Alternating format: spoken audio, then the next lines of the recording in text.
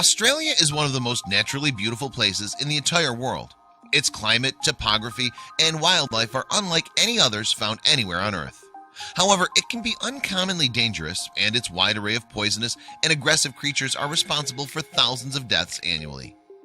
Azaria was born on July 11, 1980. She died on August 17, 1980. The death of a 2-month-old baby is undoubtedly a tragedy.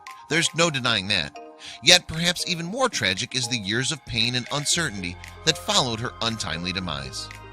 Little Azaria and her parents, Lindy and Michael, were vacationing near Uluru in the Australian Northern Territory. Also known as Ayers Rock, this immense sandstone formation is sacred to Australia's Aboriginal people and among one of the most impressive rock formations on Earth. Her parents had driven out to Ayers Rock to experience the natural splendor of the region and take their first, albeit small, trip as a new family. Lindy and Michael got milkshakes before they left and drove out into the desert with their newborn nestled in the back seat, never knowing the horror that was about to befall them. The parents parked their car near the rock and set up their campsite.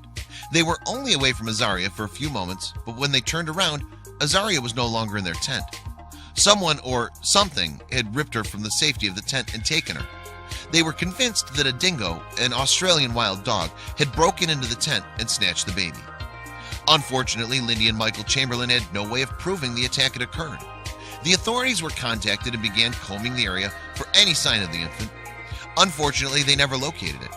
All they had to go on were the Chamberlains' reports and the assumption that a dingo had snatched up the baby.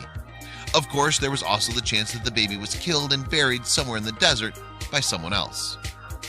In the absence of any hard evidence, the initial coroner reported the likely cause of the death was dingo attack. This, however, only worked if police believed the Chamberlain story. A dingo may have stolen the baby, but this didn't prove beyond a shadow of a doubt that the dingo was the actual cause of the death. The Northern Territory police and prosecutors were dissatisfied with this finding, however, and urged the investigation to continue. Ultraviolet photos of the baby's jumpsuit, as well as a small amount of blood within the tent and indeterminable wounds on her neck, all brought investigators to a very different conclusion. Azaria Chamberlain might have died as the result of her throat being cut. Once the news caught wind of little Azaria's untimely death and her parents' seemingly outlandish story, the press turned against the grieving parents. Public and media attention on the situation polarized the entire nation and even brought up some disquieting rumors about what really might have happened. Fanciful rumors, sickening jokes, including cartoons, seemed to be surrounded by tragedy. There was a great deal of antagonism directed against Lindsay in particular, who many agreed did not behave as a grieving mother ought to have. As the authorities began to build their case against the Chamberlains, the wild theories began to fly about.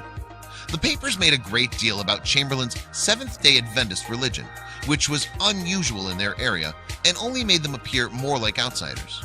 There were theories that the church was actually a cult that sacrificed infants as part of some bizarre religious practice. It also seemed odd that a family would take a newborn baby into the desert. Some people claimed that Lindy was a witch, and the police even got one anonymous tip that the name Azaria meant sacrifice in the wilderness. It means God helped, but that's neither here nor there. In any case, the damage was done. The police had more than enough to bring both the Chamberlains to court.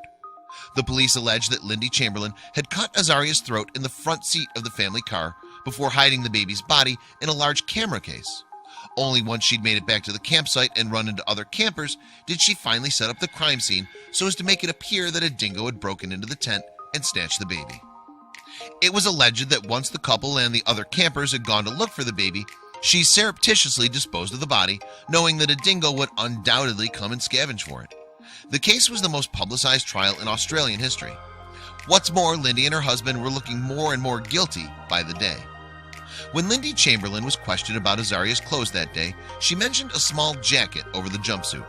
The jacket wasn't found with Azaria's body, which of course led the jury to believe that she was lying. Not only that, but the baby's singlet was also on backward. She swore that she'd been rushed, didn't realize it was on wrong, but it was too late. The defense's case was ultimately rejected by the jury. On October 29, 1982, Lindy Chamberlain was convicted of murder and sentenced to life imprisonment. Her husband Michael was also found guilty as an accessory after the fact and given a much less severe 18-month suspended sentence. Nevertheless, the story wasn't over yet. In 1986, an English tourist named David Brett fell to his death while visiting Ayers Rock. 8 days later, the police found his remains lying below where he'd fallen amidst a whole host of dingo lairs. As they scooped up his remains, police discovered something peculiar: a torn infant's jacket. The clothing was the missing piece of evidence that the defense needed.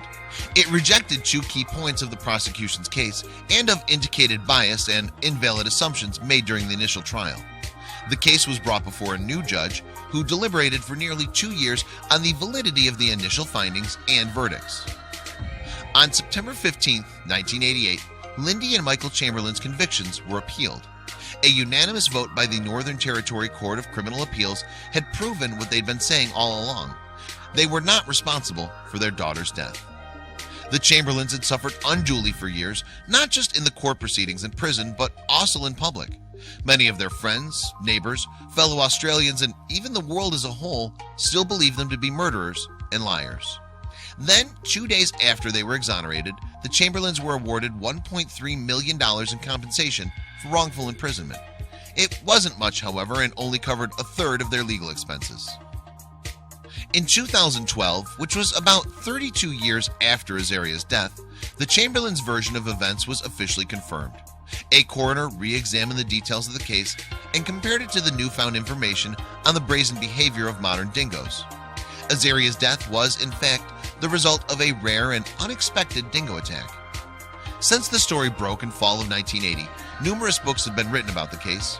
It's been made into a TV movie, a feature film, a miniseries, a play, an opera, and a concept album. It's also been referenced in pop culture many times over the years, most notably by the Elaine character on the sitcom Seinfeld.